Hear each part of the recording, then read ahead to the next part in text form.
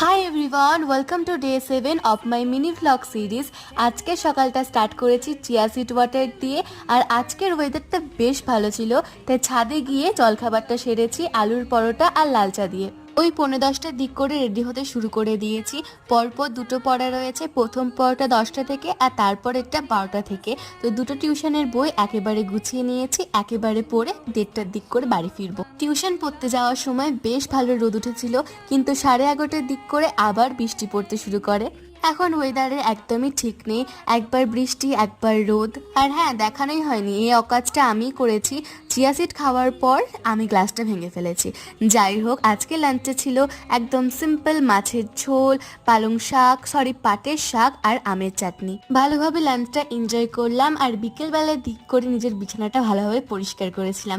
আজকের ভিডিওটা এই পর্যন্তই, দেখা হচ্ছে নেক্সট একটা মিনি ভ্লগে। Okay, bye, stay positive.